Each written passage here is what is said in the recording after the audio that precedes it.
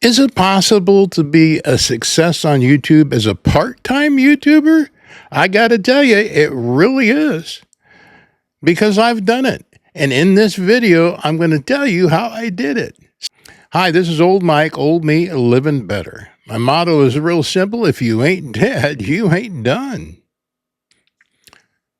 So I started my YouTube channel last year in 2024. I've been on YouTube for 11 months. And I've been doing it part-time. I've only been posting one video a week. And yet I got monetized in 9 weeks, and I'm making close to $1,000 a month from all of my resources coming in from my YouTube channel. And that's all part-time. So in this video, I'm going to define what part-time is, and I'm going to share with you the two most important things that you have to understand or master to do part-time well. And then at the end, I'm going to tell you what not to do. That may be really the most important thing. I don't know. So what is a part-time YouTuber? I love what Pat Flynn in his new book, Lean Learning, has. I love this book. By the way, if you're a YouTube creator, you need to get this book and read it. It's really worth the read. But Pat uses an interesting term in his book. He calls it necessity inspiration, and that helps define the two major categories of part-time YouTubers. So if you just got fired or quit your job and you need to replace your income, then you have an urgency and a necessity if you're going to approach YouTube to replace that income. And you're going to approach doing YouTube content a lot different than someone that's doing it part-time. Part-time YouTubers fall into two categories. There are people that are still working full-time, but they want to do something on the side, maybe a side hustle, maybe make a little bit of money, but they don't have the time to do it full-time. So if you're my age, 81 years old, my necessity of inspiration was that when I turned 80, I wanted something else to do. Now, I'm pretty busy. I'm still working part-time. Sometimes full-time, a full-time caregiver for my wife, but there was something that I needed to fulfill. People that are in my age category, especially when we get to be 70, 80, or 90, we have an urgency or a feeling that we want to pass on some legacy information. We want to share what it is that we have learned. So the first kind of part-time YouTuber is the one that's working full-time, doing it part-time. The other is kind of like the rest of us. You've got time on your hands, but you don't want to spend all day. You had an 8-hour job or a 9-hour job. You don't want another one like that. So you want to do YouTube on a part-time basis. And I'm here to tell you, you can do it, and you can be successful doing it. But inspiration isn't enough to do an effective part-time YouTube channel. I want to share with you my two top things that can make a difference in doing YouTube effectively part-time and have it being a flop. The first one is time. It's really simple. Or better, how much time does it really take to produce a YouTube video once a week? Is it going to be 5 hours, 10 hours, 20 hours? 30 hours? If it takes you 40 hours to do one video a week, then that's a full-time job. Then you're no longer a part-time YouTuber. So before I launched my channel, I spent 2 to 3 months planning, researching, doing sample videos, and I dedicated 1 hour a day to the project, 6 days a week. So, I've got 5, 6, 7 hours a week that I'm putting towards in the research process, in the setting up process of how to do a part-time YouTube channel. Would you believe that now that I am been on YouTube for 11 months, I still spend about that same amount of time putting out one video a week? Yeah, I can get a video out in anywhere from probably 2 to 3 hours now from inception of the idea for the video scripting it or outlining it, recording it, editing it, and posting it. I can do that in 3 hours sometimes. But on average, it's around 5 hours a week to do that. If you've got 5 hours a week to dedicate towards a part-time YouTube channel, you can be a success at this. One of the hardest things to do in the learning process is move from passive learning to active learning. So passive learning is a couple of months I spent getting up to speed learning how to do YouTube. But if I spent all of my time in passive learning, I would have never hit the record button, right? So once you hit the record button, you move from passive to active. Now, the advantage to active learning is that it's like on-the-job training. You're learning as you go. It's the way that you get most of the experience down in doing YouTube. And every creator, every guru on YouTube is going to tell you their first videos were really poor. You look back at your first video 2 or 3 years down the line, you're going to go, oh my word, was that really me? But you've got to start somewhere. You have to move from passive learning to active learning by pushing the record button, getting into the front of the camera like I'm doing right now. Get that first video posted. Hopefully you can do that, your first one, in 5, 6, 7 hours, so you're not expending all of your time shooting a video. However, figuring out your time is only one half of the equation, at least in my opinion, to having a successful part-time YouTube gig. My friend Darren Strauss from the Storytelling Room, I'll leave links to all the people I'm talking about in books in the description below. She says that finding structure for your YouTube channel is analogous to how films are made and TV sitcoms are made. If you think of Frasier, every time you tuned into Frasier, the story would be slightly different, but the structure was all the same. The characters had the same personality. The sets were the same. There was a structure to Frasier that you could depend on. So when you first start your YouTube channel as a part-time creator, you want to make sure that you have a structure that you can flow with, not for the first 2 or 3 videos, but for the first 200 videos. Now, in 11 months, I've only got, I think, 55, 56 long-form videos, but you'll notice if you go back and look at my videos, even though the setting may change where I'm located at, the structure is pretty much the same. There's a lot of elements that I carry from one video to the next, so my viewers know what they're going to get when they click on old Mike's thumbnail. Structure involves a combination of content in presenting who you are. Content and presenting who you are. I love what Chris Do said. He said, people may come back for your content a couple of times, but if they fall in love with you, they'll come back all the time. Now think about that for a moment.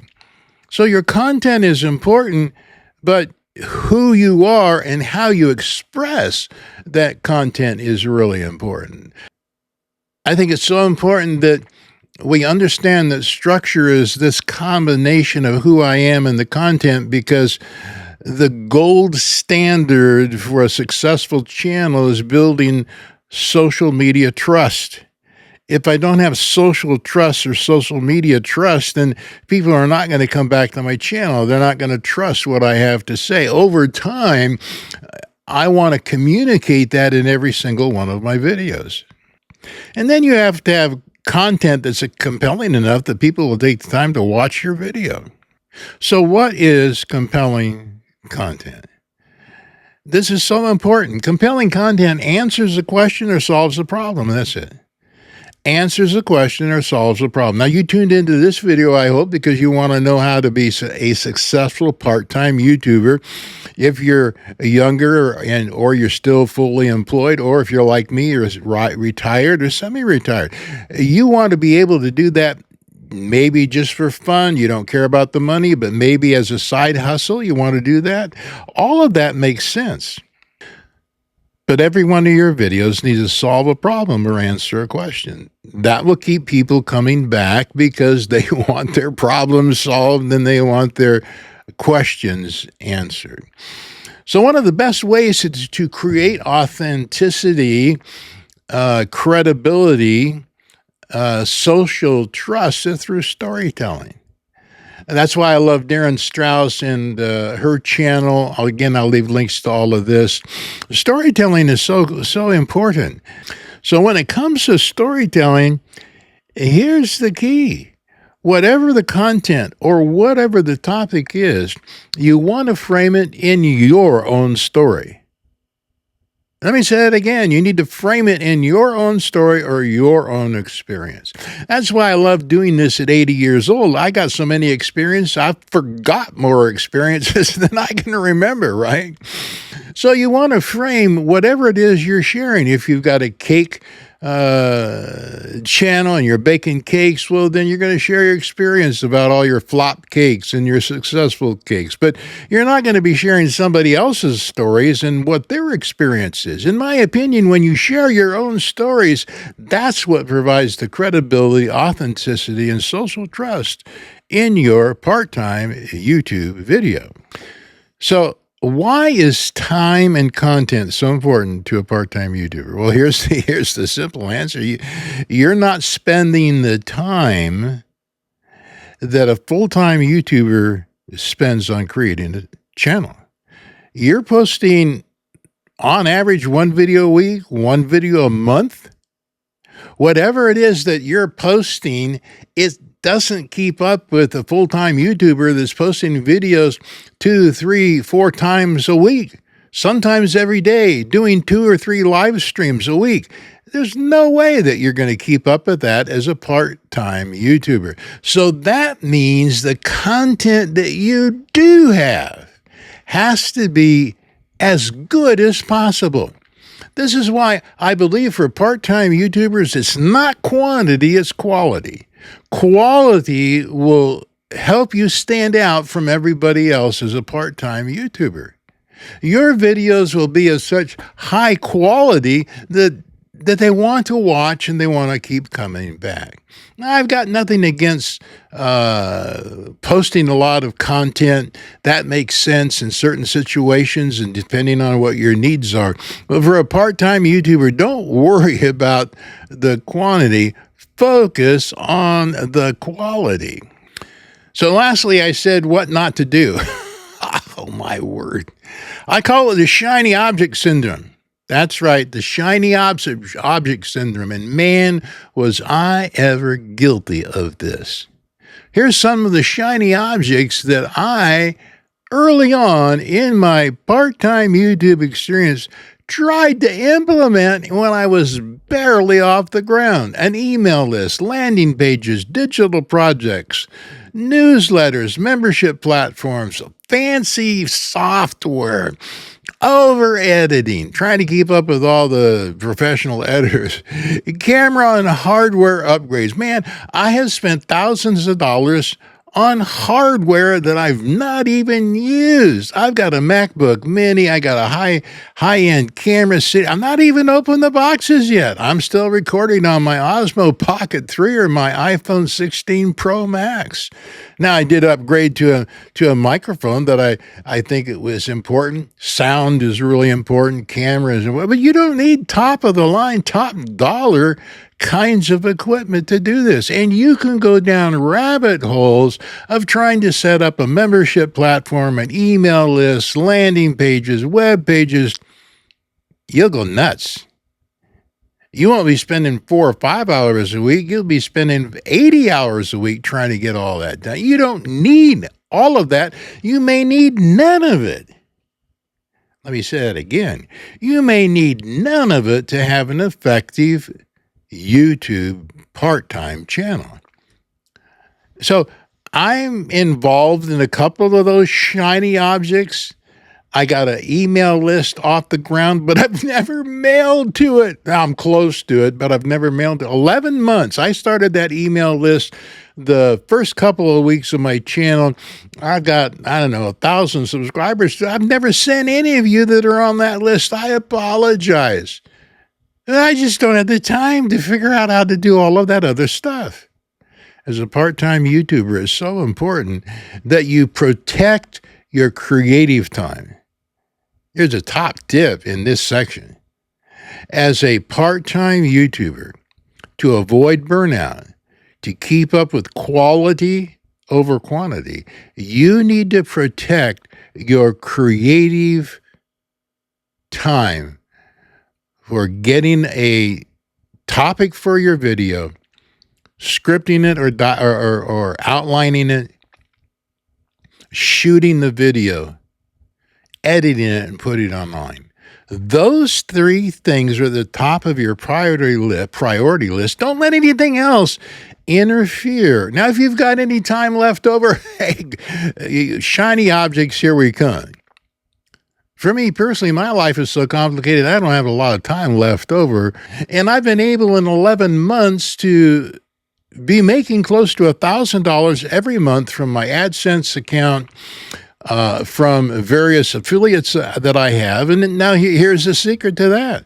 It's all passive income. This is wonderful for a part-time YouTuber. In other words, I could take a month off and that income, for the most part, would continue to come in. It's passive income. I don't have to expend any energy for it because my videos that are already online continue to produce revenue. Affiliate programs that I have continue to produce revenue. I don't have to do a thing. They're just there and they bring that income in. So a secret to making it as a part-time YouTube creator is to protect your time, guard your time. If you're going to get monetized and make money, make sure it's passive so that you're not having to do something every week to make sure that money keeps coming in. That just takes the joy out of it, and you won't have the time to do it. So let me give you a bonus tip before I say goodbye, and that's community. I started my YouTube channel on September the 18th, 2024. The day before I started it, I joined an online community that at the time had only 400 or 500 members in it, but it was a Skool community, Skool, a Skool community. I'll have links to these communities in the description. So I joined that community, and I think it's got, 5, 6, 7,000. It's got a lot of people in it now. But I joined that community because there were people that were like me. They were just starting out on YouTube. We were able to bounce ideas off of each other and encourage each other. The founder of that particular community was Alexis Saranoia, and she's got great content on it. So I have two other communities I'm suggesting: Darren Strauss's storytelling community and Ty Meyer's midlife creator community. All three of those communities provide a way for you to, especially as a part-time YouTuber, to be able to exchange ideas, test your thumbnails, do all kinds of interactions to encourage one another. I hang out in all three of those groups. If you want to see more of me, you can join those groups and say hi, because I'll be there. So if I can do a part-time YouTube channel at 80 years old, and in 11 months, be where I am, monetized in 9 weeks, 30,000 subscribers, a fairly healthy monthly steady income. If I can do it at 80 years old, now I'm 81, so can you. You can do it. Yes, you can. Do the two things I mentioned in this video. Take your time for planning. And then do the most important thing: active learning. Push that record button. Once you push the record button and you move from passive learning to active learning, you're on your way. This is old Mike, old me, living better. If you ain't dead, you ain't done. And I'm not dead, so I'm not done. And neither are you. I'll see you next time, okay?